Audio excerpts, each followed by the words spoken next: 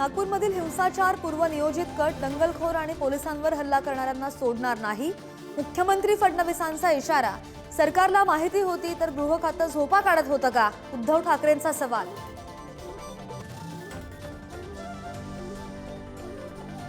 ज्या सरकारच्या काळात हिंसाचार घडतो ते सरकार अपयशी. नागपूर हिंसाचारावरून महायुतीचे आमदार अमोल मिटकरींचा सरकारला घरचा आहे.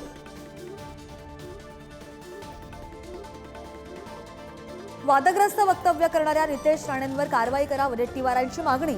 तर पुढचे काही दिवस शांत रहा, वादग्रस्त वक्तव्य नको. मुख्यमंत्री फडणवीसांची मंत्री नितेश राणेंना तंबी.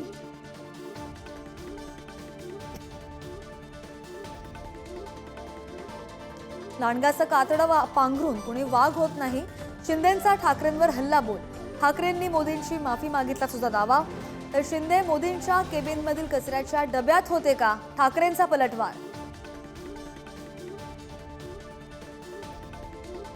मुख्यमंत्री फडणवीसांची तुलना औरंग्याशी करणारे देशद्रोही, माफी मागा अन्यथा खटला टाकू.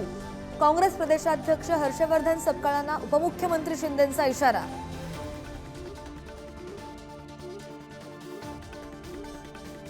शिवरायांचा अपमान करणाऱ्यांना शासन करण्याची गरज. कडक शासन करण्यासाठी कायद्यामध्ये बदल करणं गरजेचं. काँग्रेसनं मुस्लिम समाजाला पाठबळ दिलं. नितेश राणेंच्या वक्तव्याचं समर्थन करत उदयनराजेंची काँग्रेसवर टीका.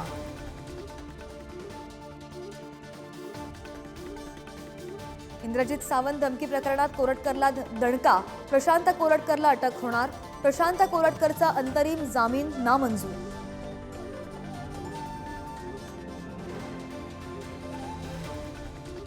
बोगस मतदान रोखण्यासाठी केंद्रीय निवडणूक आयोगाचा मोठा निर्णय.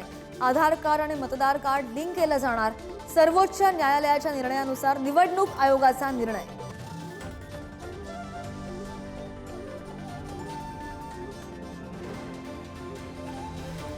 मुंबई हायकोर्टाचा माणिकराव कोकाटेंना दिलासा. नाशिक सत्र न्यायालयाच्या आदेशाला तातडीची स्थगिती देण्यास हायकोर्टाचा नकार. सुनावणी 21 एप्रिलपर्यंत तहकूब.